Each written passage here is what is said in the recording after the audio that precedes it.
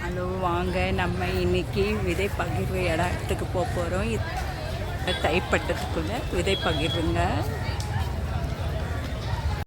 இந்த செடிக்காக 150க்கு மேற்பட்டவங்க வந்திருந்தாங்க.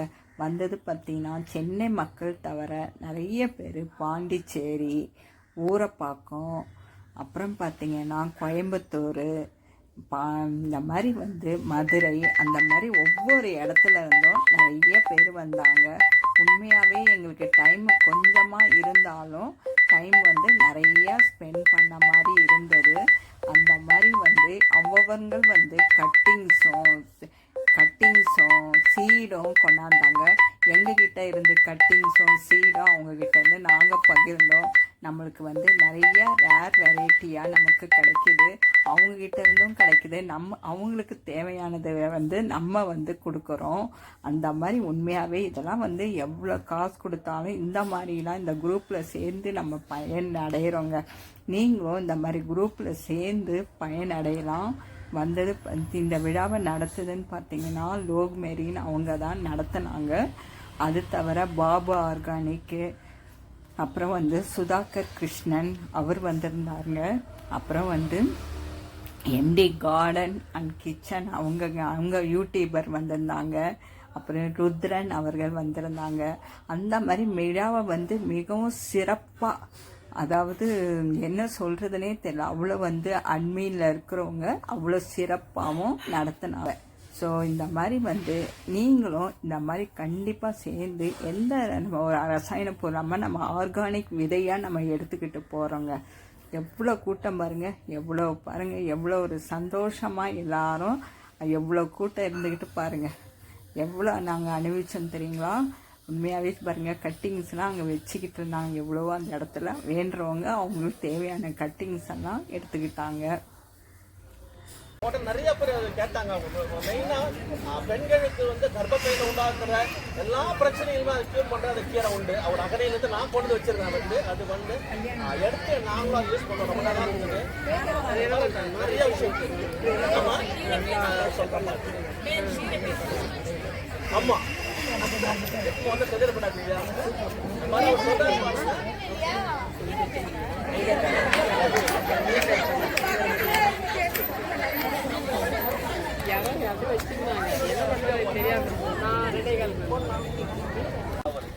நமக்கு எல்லாம் மூலிகை தேவை வைக்கிற மட்டும் தான் பத்தாது, அது வேணும் இல்லையா. அது கூட கார்த்திகை வந்திருக்காங்க. தம்பி வாங்க தம்பி, அவருடைய அனுபவம் சொல்லுவாங்க. அவர் ஆந்திராவில் நல்ல பெரிய ஒரு தோட்டமாக இருக்கு. தமிழ்நாடு முழுக்க ஒவ்வொரு காட்டுக்குள்ளேயும் போயிட்டு ஒவ்வொரு மூலிகை எடுத்து வைக்கிறாரு அவர். நம்ம சென்னை மாதிரி இந்த எல்லா உறவுகளையும் சந்திச்சதுல மிக்க மகிழ்ச்சி. ஆக்சுவலாக மூலிகை பற்றி பேச கூப்பிட்டுருக்காங்க. நம்ம இன்னைக்கு இருக்கிற காலகட்டத்தில் பார்த்தீங்கன்னா நிறையவே அதிகமாக சக்கரை வியாதி, ரத்த கொதிப்பு, இந்த மாதிரி மாரடைப்பு போன்ற எண்ணற்ற வியாதிகளில் நம்ம ஆளாயிட்டு இருக்கோம். இது எல்லாமே ஒரு கிருமி தொற்றுனாலேயோ இல்லை எதனாலேயோ வருது கிடையாது. நம்மளே உணவு முறை மாறுபாடு, கலப்பட உணவு, சந்தையில் கிடைக்கிற கலப்பட உணவை வாங்கி சாப்பிட்றதுனால நம்மளுக்கு உண்டாகிற வியாதிகள் தான் இது. ஸோ அதுலேருந்து நம்ம மீண்டு வரணும்னாக்கா நம்மளுடைய ஃபுட் லைஃப் ஸ்டைலை மாற்றணும். அதில் பார்த்திங்கன்னா நம்ம மூதாதையர்கள் பயன்படுத்துகிற அந்த ஒரு உணவு முறைக்கு நம்ம வரலாம். உதாரணத்துக்கு பார்த்திங்கன்னா அரிசி வகைகள் நிறைய பாரம்பரிய அரிசி வகைகள்லாம் இருக்குது. அதே போல் பார்த்திங்கன்னாக்கா கீரை வகைகள் நிறைய இருக்குது. எல்லாமே நம்ம உணவாக தான் எடுத்துருக்கோம் இந்த மூலிகையில் பன்னெண்டு காலமாக. ஸோ பார்த்திங்கன்னா நான் மெடிக்கலுக்கு படிச்சிருக்கேன், பிகாம் படிச்சிருக்கேன். நான் படித்ததை தாண்டி ஒரு 3 மாத காலம் பொன்னேரி அரசு மருத்துவமனையில் பார்த்திங்கன்னா ட்ரைனிங் போயிருந்தேன். அன்றைக்கி பார்த்திங்கன்னா நிறைய வியாதியினால் அவஸ்தைப்பட்டு வர மக்களை சந்தித்தேன் அந்த 90 நாளுமே. அப்போ பார்த்திங்கன்னா நம்ம ஏதாச்சும் இதிலேருந்து நம்ம மாறுபட்டு நம்ம எதனா பண்ணணும்னு சொல்லிட்டு கேட்டுட்டு இருந்தோம். அதுக்கு முன்னாடியே பார்த்திங்கன்னா எனக்கு கொஞ்சம் தோட்டம் சிவா அண்ணாவுடைய குரூப் அறிமுகமாச்சு. அதில் பார்த்திங்கன்னாக்கா நான் ஜாயின் பண்ணி கொஞ்சம் இப்போ இருக்கிற நண்பர்கள் கூட சிலராக கூட எல்லாம் கூட பயணிச்சுட்டு இருக்கேன். அப்போ பார்த்திங்கன்னா நான் காலேஜ் படிக்கும் போதே நிறைய நான் ஃபார்மசிஸ்ட் இருக்கிறதுனால ஹெர்பல்ஸ் நிறைய படிப்பேன். ஒரு செடியும் அதுவாக வேலை செஞ்சுறது கிடையாது நம்ம உடம்புல. அதில் இருக்கக்கூடிய வேதியியல் மூலக்கூறுகள் கெமிக்கல் கன்சியூம் சொல்லி ஆங்கிலத்தில் சொல்லுவாங்க.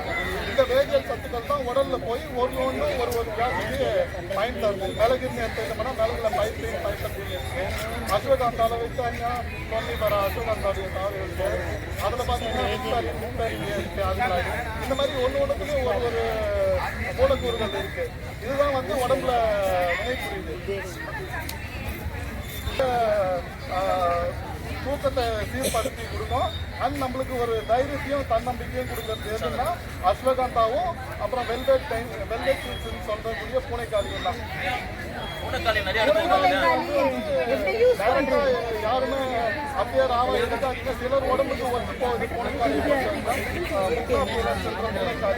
சில உடம்புக்கு வந்து பார்த்தீங்கன்னா ஒத்து போறது இல்லை.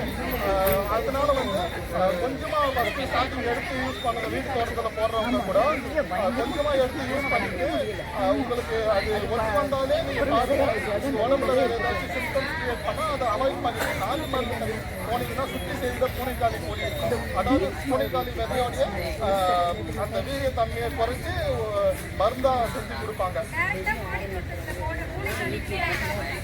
அதுதான்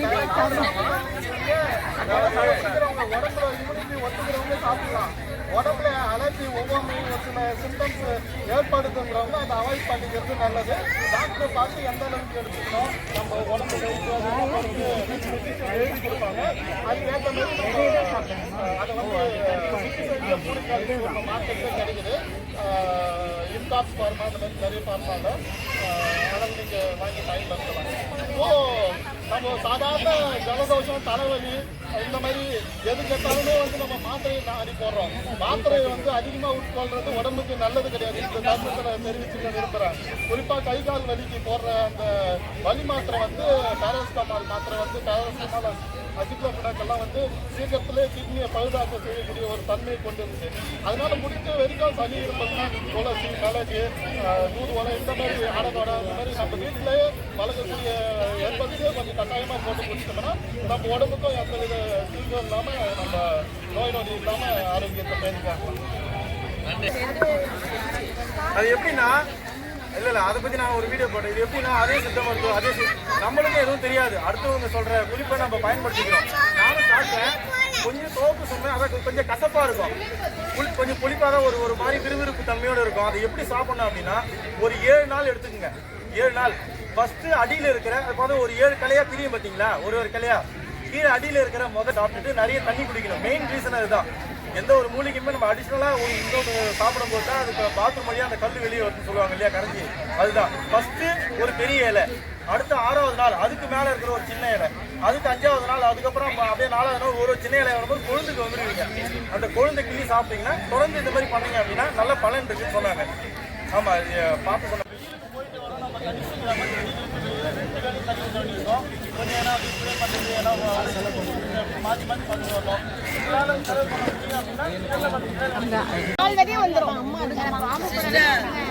எனக்கு பாம்பு காத்திரி வேணும்.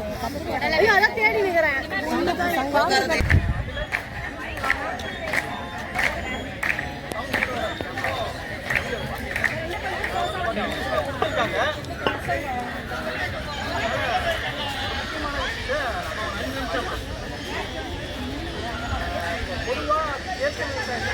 பெரிய பாதிப்பு என்னன்னு பார்த்தீங்கன்னா இந்த பூச்சிகளை எப்படி கண்ட்ரோல் பண்ணலாம் அப்படின்னு ஒரு 5 வழியில் நம்ம பூச்சிகளை வந்து கண்ட்ரோல் பண்ணலாம்.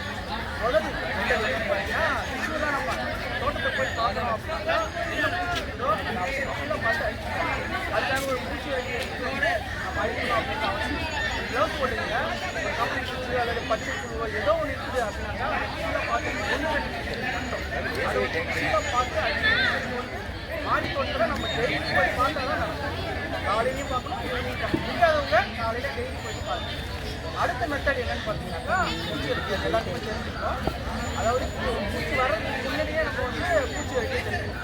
எதுக்காக அப்படின்னாக்கா பொதுவாக பூச்சி வந்துட்டு இலைகளில் போயிட்டு அதாவது தன்னுடைய சந்ததியை வந்து பெருக்கிறதுக்காக முட்டை இருந்து பார்க்கணும். நம்ம ஒரு கன்சிஸ்டன்சியாக அந்த செடியை வச்சுருந்தோம் அப்படின்னாக்கா இது வந்து நமக்கு இடம் இல்லை அப்படின்னு சொல்லிட்டு அது வந்து போடும். அதனால் பூச்சி வர்றதுக்கு முன்னாடியே நம்ம சாரூந்தி பூச்சிகள்லாம் பார்த்தீங்கன்னாக்கா நம்ம சொல்லலாம் எரிச்சல் தரக்கூடிய மிளகாய் கறிகள் அந்த மாதிரி செடிக்கலாம். அதாவது இலையை கடிச்சு சாப்பிட்ற புழுக்கள், அந்த கம்பளி புழுக்கள்லாம் வேப்ப கசப்பு தன்மையாக வந்து கற்பூர கரைசல் ஒன்று இருக்குது, அது பூச்சி வட்டியாகவும் செயல்படுது. அடுத்தது வந்து பயிர் வட்டியாகவும் செயல்படுது. ரெண்டாவது. மூணாவது என்னென்னு பார்த்தீங்கன்னாக்கா, அதாவது உணவு சங்கிலி ஏற்படுத்தி நம்ம பூச்சிகளை கட்டுப்படுத்தணும். என்னென்னு பார்த்தீங்கன்னாக்கா, நம்ம தோட்டத்துக்கு நன்மை செய்யும் பூச்சிகளை வர வைக்கணும். பொதுவாக பூச்சிகளில் 2 வகை இருக்குது. ஒன்று நன்மை செய்யும் பூச்சி, இன்னொன்று வந்து தீமை செய்யும் பூச்சி. இந்த தீமை செய்யும் பூச்சி எல்லாமே வந்துட்டு சைவம். ஆனால் நன்மை செய்யும் பூச்சி பார்த்தீங்கன்னாக்கா அசைவம். இது வந்து அந்த பூச்சி சாப்பிட்றதுனால நமக்கு வந்துட்டு இந்த சைவம் சாப்பிட்ற சைவ பூச்சி தான் ரொம்ப ரொம்ப சொல்லலாம். அதுக்கு என்ன பண்ணலான்னு பார்த்தீங்கன்னாக்கா, நன்மை செய்யும் பூச்சியை நம்ம தோட்டத்துக்கு வர வைக்கணும். அதுக்கு வந்துட்டு பொறிப்பயிர்னு சொல்லுவாங்க. அதாவது அகத்தி, அப்புறம் வந்து ஆமணக்கு, அடுத்து கம்பு, சோளம், கேழ்வரகு, இது போல பயிர்களை நம்ம பயிர் வைக்கணும். இது வந்து இயற்கை விவசாயத்தில் சாத்தியம். ஆனால் மாடி தோட்டத்திலையும் சாத்தியமாகும். நீங்கள் மாடியோட அவுட்டரில் வந்துட்டு தட்டைப்பயிர், காராமணி இது போல் வந்துட்டு நம்ம வைக்கலாம். இதை வச்சோம் அப்படின்னாக்கா இந்த பயிர்களுக்கு வந்து அந்த அசில் பூச்சிகள்லாம் வரும். அதை சாப்பிட்றதுக்கு பொறி ஒன்று இருக்கும். இந்த ஆமணக்குலாம் பார்த்தீங்கன்னாக்கா புழுக்களை சாப்பிட்றதுக்காக சிலந்தி, பறக்கிற பூச்சிகள், அந்த குளவி இந்த மாதிரிலாம் வரும். இப்போ இது வந்து நிரந்தரம். அதாவது நன்மை செய்யும் தீமை செய்யும் பூச்சிகளை வந்து சாப்பிட்றதுக்கு வர்றதுனால நம்ம எதுவுமே பண்ண தேவையில்லை. இந்த மாதிரி பொறிப்பயிர்களை வச்சதுனால ஈஸியாக வந்து பூச்சிகள் வந்து நமக்கு கட்டுக்குள்ளே வந்து வந்துடும். மூணாவது இருக்குது. அடுத்து பார்த்தீங்கன்னாக்கா நாலாவது என்னன்னு பார்த்தீங்கன்னாக்கா டெக்னிக்கலாக பூச்சிகளை கட்டுப்படுத்தும். அது எப்படின்னு பார்த்தீங்கன்னாக்கா விளக்கு பொறின்னு சொல்லுவாங்க. அதாவது 6 மணிக்கு அந்த லைட் வந்து எரியும். சோலார் விளக்கு பொறின்னு சொல்லுவாங்க. 6 மணிக்கு எரியும். இந்த ப்ளூ கலரில் எரியும். அந்த ப்ளூ கலருக்கு பூச்சிகள் எல்லாமே வந்துட்டு கவர்ந்து இருந்து அந்த கீழே வந்து ஒரு வாட்டர் மாதிரி வச்சு அந்த தண்ணி வச்சு ஆயில் வச்சுருப்பாங்க. அந்த பூச்சிகள் பறந்து அதில் கீழே விழுந்து அந்த ஆயிலில் வந்து பறக்க முடியாமல் இருக்கும். இது வந்து டெக்னிக்கலாக கட்டுப்படுத்துது. அதிலே வந்து இணக்க வச்சு பொறிச்சு அது வந்துட்டு ஒரு ரூம் மாதிரி ஒன்று கொடுப்பாங்க, மாத்திரை மாதிரி. அதில் வந்துட்டு பார்த்தீங்கன்னாக்கா பெண் பூச்சியோடைய வாசனை வந்து அதை வந்துட்டு ஒரு இதில் வச்சுருவாங்க. இப்போ என்ன பண்ணுனாக்கா ஆண் பூச்சிகள் எல்லாம் அந்த வாசனைக்கு போயிட்டு அது உள்ளார போயிட்டு விழுந்து அது உள்ளாரே வந்து இறந்துடும். இப்போ இதனால் என்ன நடக்குதுன்னு பார்த்தீங்கன்னாக்கா இனப்பெருக்கமே நடைபெறாது. அப்போ ஒன்லி பெண் பூச்சிகள் மட்டும்தான் இருக்குது, இனப்பெருக்கம் நடைபெறாது. இது வந்துட்டு இனக்கவர்ச்சி பொறி அப்படின்னு சொல்லுவாங்க. அடுத்தது இந்த பொடி வகைகள்லாம் வரக்கூடிய அந்த புடலங்காயெல்லாம் பார்த்தீங்கன்னாக்கா பிஞ்சிலே வந்து விடும். கொஞ்சம் பெருசானதுக்கப்புறம் வந்துடும். அது உள்ள பார்த்தீங்கன்னா புழு இருக்கும். இது வந்து பார்த்தீங்கன்னாக்கா அதாவது பழையின்னு சொல்லுவாங்க. இதுக்கு வந்துட்டு கருவாட்டு பொறின்னு சொல்லிட்டு ஒன்று வைக்கலாம். அதாவது கருவாடை வச்சு ஒரு வாட்டரில் போட்டு 4 ரோஸ் மேலே போட்டு தண்ணி வச்சுட்டாக்கா அது மேலே அந்த வாசலுக்குள்ளே போயிட்டு அதாவது மஞ்சள் அட்டை இருக்குது, நீல அட்டை இருக்குது. இது போல டெக்னிக்கலாக நம்ம வந்துட்டு அடுத்தது இன்னொன்று வந்து பூச்சிகளை வந்துட்டு நம்ம உயிரியல் முறையில் கட்டுப்படுத்தணும். என்னன்னாக்கா பூச்சிகளுக்கு நோய்களை வர வைக்கணும். அது எப்படி பார்த்தீங்கன்னாக்கா ஃபங்கஸ், அதாவது பூஞ்சைன்னு சொல்லுவோம் பார்த்தீங்கன்னா அதில் நன்மை செய்யும் பூச்சிகள் இருக்குது. அந்த பூஞ்சைகளை நம்ம தெளிக்கிறோம். அது ஆன்லைனில் எல்லா இடத்துலையுமே கிடைக்கும். அதை தெளிக்கிறதுனால என்ன ஆகுனாக்கா அந்த பூச்சிகள் போய் அந்த பூச்சி மேலே அப்படியே படமாக படித்து ஒவ்வொரு பூச்சிகள் என்ன பண்ணுனாக்கா அந்த தோல்ச்சி மேலே அது வழியாக தான் சுவாசம் இது போயிட்டு மேலே படித்து சுவாசிக்க முடியாத அளவுக்கு பண்ணிடும். அப்போ சாப்பிடவே சாப்பிடாது, அப்படியே இறந்துடும்.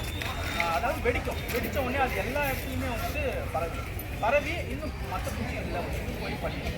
இது வந்து பார்த்தீங்கன்னாக்கா குளிர்காலம் மழை காலத்தில் தான் இது வந்து சாத்தியமாகும். வெயில் காலத்தில் இந்த உயிரியல் முறை வந்து சாத்தியமாகாது. இப்போ இப்படி கூட நம்ம வந்து கட்டுப்படுத்தலாம். பூச்சிகளை பார்த்து யாருமே வந்து பயப்படாதீங்க. இந்த முறையில் நீங்கள் கட்டுப்படுத்துறீங்க அப்படின்னாக்கா ஈஸியாக வந்து கட்டுப்படுத்தலாம். இன்னும் நிறைய பேர்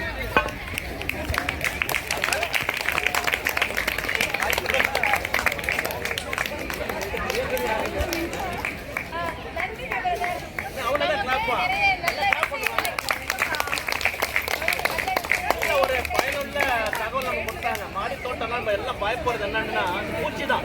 கஷ்டப்பட்டு நம்ம விதை போட்ட வளர்த்து வருவோம். அந்த மணல் கொடுக்கனாக்க செடியே போயிடலாம் இல்லையா. நல்ல ஒரு டிப்ஸ் கொடுத்துருக்காங்க. அடுத்த தடவை பூச்சி விளைஞ்சிடும், பயப்பட வேண்டாம். வந்து நம்ம வந்து எல்ஜி ராஜன் வந்திருக்காங்க. அவங்க தன்னுடைய அவங்க எல்ஜி ராஜன் சொல்லுங்க, அவன் தெரியும். நேட்டிவ் பிளேஸ் தலகுளத்துலேருந்து ஒரு கிராமம். சரிங்களா, உடற்கல்வித்துறை ஆசிரியராக பணியாற்றுறேன். இது இருக்கிற நேரத்தில் விவசாயம் பண்ணிட்டு இருக்கேன். ஆமாம் ஆமாம். இல்லை என்னென்னா ஒரு பெருமையான விஷயம் என்னென்னா பெரிய மாடி தோட்ட ஜாம்பவான் மத்தியில் உரையாடுறது மகிழ்ச்சியாக நினைக்கிறேன் நான். இதில் பெரிய விஷயம், இந்த மாடித்தோட்ட ஜாம்பவான் தாண்டி பல வித்தைகள் கற்ற குழுக்கள் இவங்க எல்லாருமே. அந்த வகையில் எனக்கு மகிழ்ச்சியாக இருக்குது.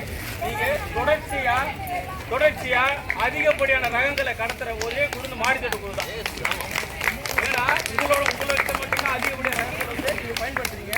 ஆனால் தொடர்ச்சியாக நீங்கள் பயன்படுத்த உங்களோட மட்டும் இருக்கக்கூடாது. அடுத்து உங்களுக்கான சொந்த கிராமங்கள் இருக்கும். அந்த கிராமங்களுக்கான உங்களோட விதைகளை கடத்துங்க. விதைகள் கொடுத்தாலும் மறுபடியும் உங்கள் கையில் வரும். அது இல்லாமல் இருந்தால் உங்களே தான் சோழியை இருக்கும். அதிகமாக குறிப்பிட்ட காலகட்டத்தில் ஒரு பருவம் சார்ந்த காய்கறிகளை பயிர் பண்ணுங்க. ஆடிப்பட்ட தைப்பட்டுகளை பயன்படுங்க. இதை மட்டும் குறைத்த ஒரு குறிப்பிட்ட ஒரு ரகங்கள் மட்டும் எடுத்துங்க. நீங்கள் அதிகப்படியான ரகங்கள் எடுத்து பயன்படுத்துறீங்க. அதனால நம்மளுக்கு கலப்பு ஏற்படுத்தி நம்ம பியூரிட்டியான நேச்சுரலான ரகங்கள் வந்து நம்ம மீட்டெடுக்கக்கூடிய கஷ்டமாக இருக்குது. இன்னொரு கஷ்டம் என்னன்னா, இந்த மாடி தோட்டம் வச்சிருந்தா எல்லா ரகங்களும் பயன்படுத்தி பொது வெளியில மார்க்கெட்ல நமக்கு காய்கறி வரல. நீங்க ஒரு சாதாரண ஒரு மிதிப்பாகல் இருக்குல்ல, உஜாலா கத்திரிக்காய் பவானி மட்டும்தான் வரும். சேலம் முன்கத்திரியோ வேலூர் முன்கத்திரியோ அந்த மாதிரி ரகங்கள் வந்து பொது வெளியில மார்க்கெட்ல வரதுல பேக்கரி கட்டி வரது. நீங்க நம்ம கிட்ட தான் நம்ம என்ன பண்ணணும், நம்ம கிட்ட இந்த ஊர்களில் உள்ள கிராமங்கள், நம்ம சொந்த ஊர் இருக்கும், அந்த கிராமங்கள்ல ஒவ்வொரு ரகங்களை கொடுத்துங்க. இதை விதைகளை பரவலாகுங்க. அடுத்த தலைமுறைக்கான உதவியா உங்ககிட்ட இருந்து ஆரம்பிச்சதா இருக்கு. அந்த வகையில் எனக்கு பெருமையாக இருக்கு. நீங்கள் தொடர்ந்து நேரம் இல்லை, தொடர்ந்து பயன்படுங்க. அதிக விதைகளை பாதுகாக்க கற்றுக்குங்க. எல்லாருக்கும் பரிமாறுங்க. வீட்டில் இருக்கிற குழந்தைங்களுக்கு சொல்லித்தாங்க. சரியா? வாய்ப்பு ரொம்ப நன்றி. வாங்க. நல்ல ஒரு வார்த்தை சொன்னாரு பாருங்க. விவசாயம் பண்றவங்க நம்ம தான் விதை கொடுக்க போறோம். அந்த சந்ததியில நம்ம தான் கொடுக்க போறோம். அவங்களுக்கு நம்ம கொடுத்தாதான் அழிஞ்சு போன விதையெல்லாம் மார்க்கெட்டுக்கு வரும், காயா வரும். ஆனால் நம்ம தான் இப்போ அந்த மாதிரி ஜாம்பவான்லாம் நம்ம இருக்கிறோம். நல்ல ஒரு வார்த்தை சொன்னாரு. இப்போ அடுத்தபடியாக நம்மளுடைய கரிமா உழவன் சுந்தரன் அவர் வராங்க. அவங்க வந்து விவசாயம் மட்டும் கிடையாது, விவசாயத்தை தாண்டி இன்னும் கொஞ்சம் மேலே போயிருக்காங்க. அவருடைய மண்ணையில வளர்ந்த அந்த பொருட்களை மதிப்பு கூட்டி சந்தைக்கு அவங்க மார்க்கெட்டிங் பண்ணியிருக்காங்க. இந்த சந்தையை போட்டால் நானும் ஒரு வாடிக்கையாளர் தான், குடும்ப வாடிக்கையாளர். அவங்க வாங்கி பயணிச்சிருக்கோம். ரொம்ப நல்லா இருக்கு. அவருடைய அனுபவத்தை நமக்கு பகிர்ந்து போறாங்க.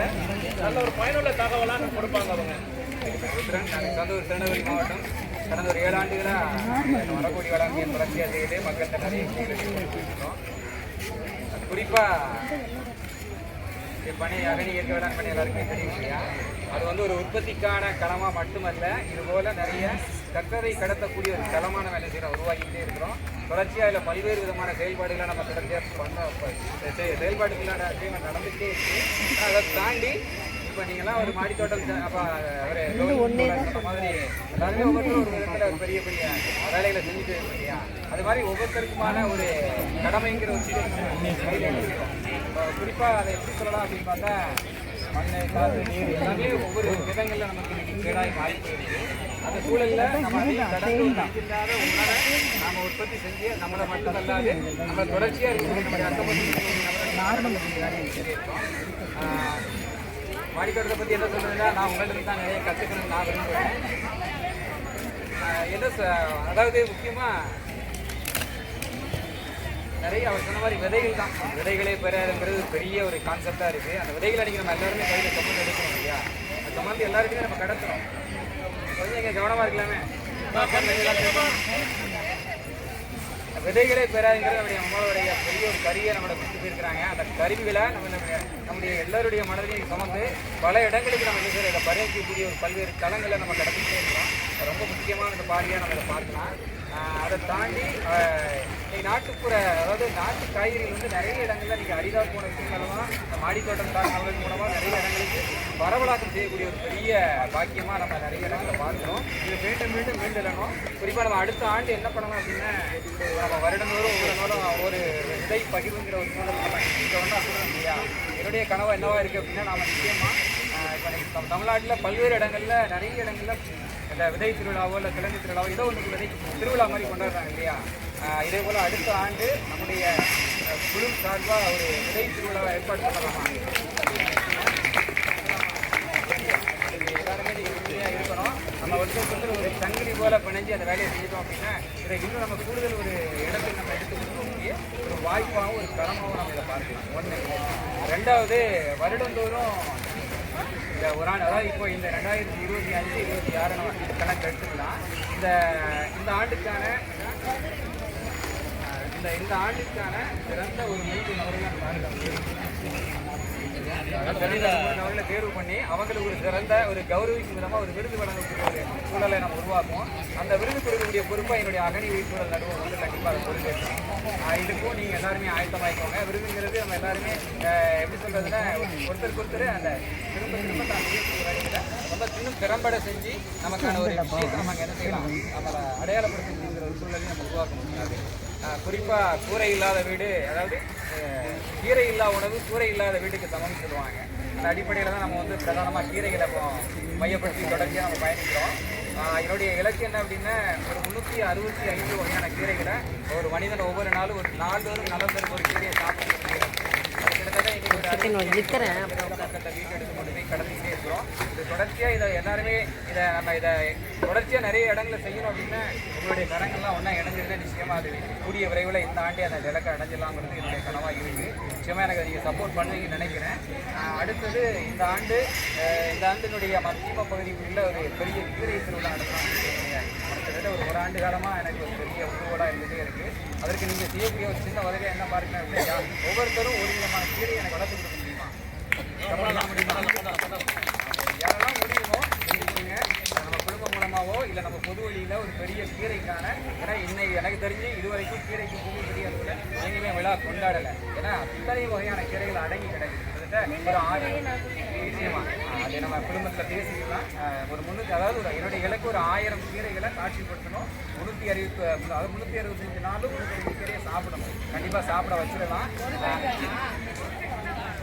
எல்லாருமே. அதாவது கீரை திருவிழாவை பண்ண போகிறோம். ஒரு 1000 கீரைகளை காட்சிப்படுத்துகிறோம். உங்களால் எத்தனை கீரைகள் வளர்த்து கொடுக்க முடியுமோ தேவைன்னா அதுக்கு தேவையான ஊடகத்தை நான் கொடுத்துறேன். ரோபாக்காக இருக்கலாம் அல்லது மண்ணாக இருக்கலாம், நம்ம தேவையான விஷயங்களும் நானே கொடுத்துட்றேன். யாரெல்லாம் முடியுமோ அந்த உதவியை கொஞ்சம் கட்டாயமாக செஞ்சு கொடுங்க. நான் அந்த இடத்துல கொஞ்சம் வேண்டுகோளாக வச்சுக்கிறேன். இது கண்டிப்பாக நம்ம இந்த ஆண்டினுடைய எனக்கு தெரிஞ்சு இந்த இறுதிக்குள்ள நிச்சயமாக ஒரு மிகப்பெரிய ஒரு கீரை திருவிழாவை சென்னை மாநகரத்தில் நம்ம நடத்துகிறோம். சரியா? அந்த